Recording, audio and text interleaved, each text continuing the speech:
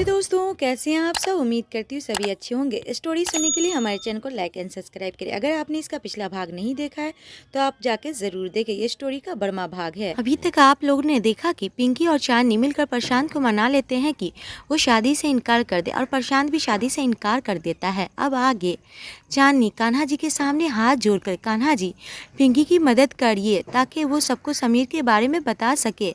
सिन्हा क्या बात है, आज मेरी बेटी जल्दी उठ गई। सुमन वही तो, और आज तो नाश्ता भी चांदनी ने ही बनाया है। सिन्हा बात क्या है बेटा। चांदनी ये लो, एक तो मैं जल्दी उठ गई, नाश्ता भी बनाया और आप दोनों मेरा मजाक उड़ा रहे हो। सिन्हा नहीं पुत्र, हमारी इतनी मजाल कहाँ कि हम तेरा मजाक उड़ाएं। चांदनी मामा जी। सिन्हा कोई गल नहीं पुत्र, अब ये बता चाय मिलेगी। चांदनी अभी लाई। विशाल चांदनी के घर आता है। विशाल चांदनी मेरे लिए भी चाय। चांदनी मुस्कुराते हुए लाती हूँ। सुमन विशाल कल जो कुछ भी हुआ मनोरमा ने सब बताया मुझे। विशाल ये सब दादी की वजह से हुआ है। सिन्हा नहीं बेटा, अगर उस लड़के को हमारी पिंकी पसंद नहीं आई तो इसमें बीजी की क्या गलती है। विशाल पर पिंकी की शादी की दादी को इतनी जल्दी क्यों है।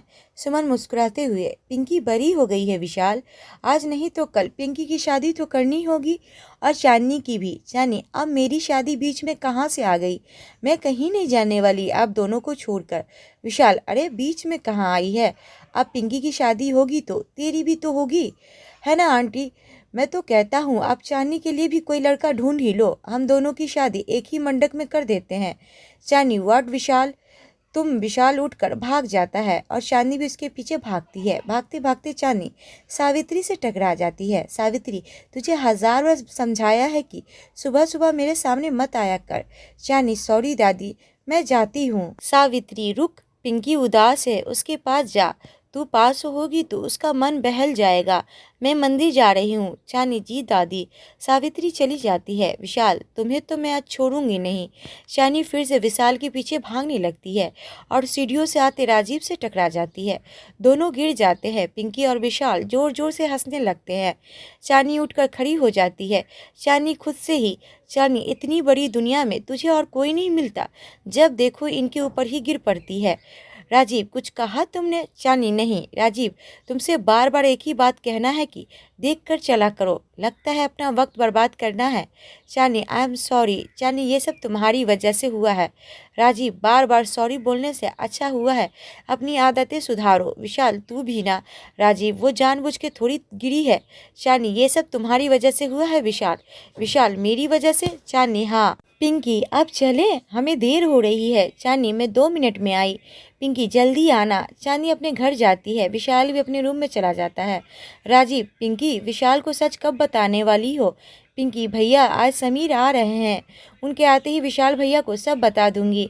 राजीव मुस्कुराकर पिंकी के सर पर हाथ फेरते हुए ठीक है पर आज बता देना। राजीव ऑफिस के लिए निकल जाता है। उसके जाने के बाद पिंकी सोच में पड़ जाती है और वो विशाल को सच बताने का फैसला करती है। विशाल रेडी होकर नीचे आता है। विशाल राजीव चला गया। पिंकी हाँ। विशाल ये राजीव भी ना थोड़ी देर रुक जाता तो मैं उसे छोड़ देता, पर नहीं ये तो बस में धक्के खाकर ही जाएगा। पिंकी भाई मुझे आपसे बात करनी है। विशाल हाँ बोलो पिंकी भाई। वो विशाल का फ़ोन बजता है। विशाल 1 मिनट। पिंकी हेलो हाँ मैं बस ऑफिस के लिए निकल ही रहा हूँ। विशाल फ़ोन काट कर मुझे देर हो रही है, आज बहुत इंपॉर्टेंट मीटिंग है, आकर बात करते हैं, बाय। विशाल चला जाता है। पिंकी भैया मेरी बात तो सुनिए। चांदनी आ जाती है। चांदनी क्या हुआ। पिंकी मैं विशाल भैया को सच बताने वाली थी पर वो चले गए। चांदनी शाम को बता देना, अब हमें चलना चाहिए, तुझे समीर से भी तो मिलने जाना है। पिंकी हाँ। दोनों ऑफिस पहुंचती है। सोनिया चांदनी के कैबिन में आती है। सोनिया चांदनी अंकल ऑफिस आए हैं क्या। चांदनी खड़ी होकर नो मैम अभी तक तो नहीं आए हैं। सोनिया और डैड। चांदनी जी वो आ गए हैं। राजीव वहां आ जाता है। राजीव मैडम मैंने होटल का डिज़ाइन रेडी कर लिया है। सोनिया हैरानी से इतनी जल्दी। राजीव जी मैडम आप देख लीजिए। सोनिया ज़रूर। चांदनी मेरे कैबिन में आओ। राजीव मैम ज़मीन के इस हिस्से में दलदल है तो यहाँ की ज़मीन गीली है, अगर हमने कंक्रीट यूज़ किया तो ज़मीन धंस सकती है, तो हमें यहाँ स्टील यूज़ करना होगा, वो बहुत मजबूत और लचीला होता है। विदेशों में बड़ी बड़ी बिल्डिंगों में यही यूज़ होता है, हम इससे हमारी नींव मजबूत कर सकते हैं। राजीव सारी डिटेल्स सोनिया को बारीकी बारीकी से समझाता है। सोनिया राजीव से बहुत ज़्यादा इम्प्रेस होती है। चांदनी भी खुश है और सारी चीज़ें नोट डाउन कर रही है। Sonia, good job mister Khurana. Rajiv, thanks ma'am. Sonia, Rajiv तुम जल्द से जल्द ब्लूप्रिंट रेडी करो ताकि हम होटल का काम स्टार्ट कर सके। शानी, मिस्टर बन्ना को फ़ोन करके पता करो कि उस लैंड का क्या हुआ जो हमें चाहिए। शानी, मैंने फ़ोन किया था मिस्टर बन्ना को, उस ज़मीन का सौदा हो चुका है। मिस्टर बलराज खुराना ने वो ज़मीन खरीद ली है। मिस्टर बन्ना का कहना है कि वो अब हमारे लिए कुछ नहीं कर पाएंगे। राजीव, अगर मैं गलत नहीं हूँ तो मिस्टर बलराज खुराना ने इस ज़मीन पर एक चैरिटी हॉस्पिटल बनाना चाहते थे। चांदनी, हाँ। राजीव, टेक्निकली देखा जाए तो अच्छा ही हुआ जो ये ज़मीन आपको नहीं मिली। सोनिया, मतलब? राजीव, बलराज खुराना ने ये ज़मीन 150 करोड़ में ख़रीदी है, जबकि इस ज़मीन की मार्केट वैल्यू कम है। ये ज़मीन जिस एरिया में है वह एक रियासी इलाका है। आप यहाँ होटल बनाना चाहती हैं और होटल के लिए ये जगह सही नहीं है। यहाँ हॉस्पिटल ही बेस्ट ऑप्शन था।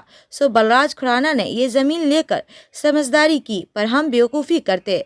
अगर आप यहाँ होटल की जगह हॉस्पिटल या बिल्डिंग बनाती तो हमारे लिए बेस्ट होता। सोनिया, तुम्हें कैसे पता कि ये सौदा कितने में हुआ है? राजीव, मैडम, अगर हमें खुरानन्स को पछाड़ना है तो उसकी छोटी से छोटी बात भी हमें पता रखनी होगी। सोनिया, गुड। चांदनी, मैम क्या मैं जा सकती हूँ? सोनिया, हाँ जाओ। सोनिया, 1 मिनट चांदनी, अगर विक्रम ऑफिस आता है तो मुझे फ़ौरन इत्तला करना। चांदनी, जी। राजीव, मैं भी ब्लूप्रिंट रेडी करता हूँ। सोनिया, ओके। चांदनी और राजीव चले जाते हैं। पिंकी चांदनी के कैबिन में आती है। चांदनी, पिंकी रोते हुए, चांदनी, समीर आज नहीं आ रहे हैं। चांदनी उठकर पिंकी को बैठाती है। पर क्यों? पिंकी, क्योंकि आज इंडिया की कोई फ़्लाइट नहीं है, 2 दिन बाद है, वो 2 दिन बाद आएंगे। चांदनी, तो क्या हुआ? अब थोड़ी तुझे कोई देखने आने वाला है। जो प्रॉब्लम थी वो सॉल्व हो गई। समीर 2 दिन बाद भी आएंगे तो चलेगा। पिंकी, पर अगर दादी ने फिर से किसी को बुला लिया तो? चांदनी, तो हम फिर से उसे भगा देंगे। पिंकी को हंसी आ जाती है। चांदनी भी हंसने लगती है। चांदनी, लंच करे? पिंकी, हाँ। चांदनी, तू चल, मैं अभी आती हूँ। पिंकी चली जाती है। पिंकी के जाते ही चांदनी राजीव के कैबिन में जाती है। चांदनी, राजीव, लंच ब्रेक हो गया है, चलिए लंच करते हैं। राजीव, तुम चलो। चांदनी, मैं बस 2 मिनट में आया। चांदनी, ठीक है, पर जल्दी आइएगा। राजीव मुस्कुराते हुए, ठीक है। चांदनी चली जाती है। चांदनी के जाते ही सोनिया राजीव के कैबिन में आती है। सोनिया, राजीव खड़े होकर, जी मैम। सोनिया, राजीव हमारे एक पुराने क्लाइंट है, वो एक मल्टी बनाना चाहते हैं, उसके साथ मेरी आज मीटिंग है, मैं चाहती हूँ तुम मेरे साथ चलो। राजीव, जी मैम। सोनिया, हमें अभी निकलना होगा। राजीव, ठीक है, चलिए। राजीव सोनिया के साथ चला जाता है। चांदनी और पिंकी राजीव का वेट कर रही है। चांदनी, अब तक नहीं आए? पिंकी, मुझे तो भूख लगी है। चांदनी, मैं एक बार देख कर आती हूँ। चांदनी राजीव को देखने जाने लगती है, पर वो जैसे ही कैफेटेरिया से नीचे आने लगती है तो उसकी नज़र बिल्डिंग के नीचे पड़ती है। राजीव और सोनिया एक साथ कार में जाते हुए उसे दिखाई देते हैं। वो अपसेट हो जाती है और वापस पिंकी के पास आ जाती है। पिंकी, क्या हुआ? राजीव भैया नहीं आए? चांदनी, वो सोनिया मैम के साथ कहीं चले गए हैं। पिंकी, भैया ने तो 2 दिनों में ही इस ऑफिस में अपना रंग जमाना स्टार्ट कर दिया। I am so happy. और सोनिया मैम तो वो तो आसानी से इम्प्रेस भी नहीं होती, पर राजीव भैया का जादू तो उन पर भी चल गया। चांदनी, हाँ। पिंकी, सोच, उस विक्रम को भी ऑफिस से बाहर फेंक दिया। तेरी एक ही प्रॉब्लम थी, वो भी सॉल्व हो गई। चांदनी, पिंकी, हम दोनों इस ऑफिस में 3 साल से हैं और विक्रम सर को भी अच्छे से जानते हैं। वो इतनी इंसल्ट होने के बाद चुप रहने वालों में से नहीं है, वो ज़रूर कुछ ना कुछ करेगा। पिंकी, ये तो सही है। चांदनी, राजीव को विक्रम से केयरफुल रहने को कहना पड़ेगा। पिंकी, हम उन्हें आज ही बता देंगे। चांदनी, चल खाना खा। दोनों लंच करती हैं। दूसरी तरफ कुक भाटिया और विक्रम अपने घर पर बैठकर शराब पी रहे हैं। विक्रम, डैड, आपने मॉम से बात की? कुक भाटिया, किस बारे में? विक्रम, 35 करोड़। कुक भाटिया, अरे हाँ, सुन, एक आइडिया है मेरे दिमाग में। कुक भाटिया विक्रम को आइडिया बताते हैं, तभी उन्हें सामने से आती हुई शोभा दिखाई देती है। विक्रम, डैड, और कितनी शराब पियेंगे? कुक भाटिया, पीने दे पुत्र। विक्रम, डैड, बिजनेस में तो उतार चढ़ाव चलते ही रहते हैं, अगर लॉस हो गया है तो हम उसे रिकवर भी तो कर सकते हैं। कुक भाटिया, पुत्र, 35 करोड़ का लॉस है, उसे रिकवर करते करते हम सड़क पर आ जाएंगे। शोभा, 35 करोड़? विक्रम, मॉम आप कब आई? शोभा, 35 करोड़ का लॉस हुआ है? कुक भाटिया, शोभा तुम टेंशन मत लो, मैं सब ठीक कर दूंगा। शोभा, पर इतना बड़ा नुकसान हुआ कैसे? विक्रम, मॉम, एक डीलर के जरिए हमने एक लैंड खरीदा था 80 करोड़ में। बाद में पता चला कि उस जमीन के नीचे दलदल है और उस जमीन पर अब होटल नहीं बना सकता। डीलर सारे पैसे लेकर भाग गया। डैड ने ये डील की थी। सोनिया ने सारा ब्लेम डैड और मुझ पर डाल दिया। सोनिया और अंकल हमसे अब 35 करोड़ मांग रहे हैं, वो भी 2 दिन में। अब आप बताओ मॉम की इसमें हमारी क्या गलती है? कुक भाटिया, चुप कर नालायक, अपनी माँ को इस बारे में बताने की क्या जरूरत थी? शोभा, पर इस सब में आपकी तो कोई गलती नहीं है, तो सोनिया और भाई साहब आपको इस सब के लिए कैसे जिम्मेदार ठहरा सकते हैं? कुक भाटिया, शोभा, मल्होत्रा कंस्ट्रक्शन में हम सिर्फ 35% के शेयर होल्डर हैं और वो 65% के। अगर कोई लॉस होता है तो वो हमारे हिस्से में ही आता है।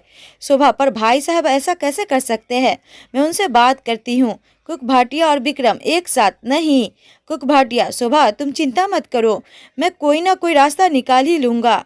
शोभा, मैं लंच लगाती हूँ, आप दोनों आ जाइए। शोभा चली जाती है। कुक भाटिया और विक्रम दोनों खुशी से हाथ मिलाते हैं।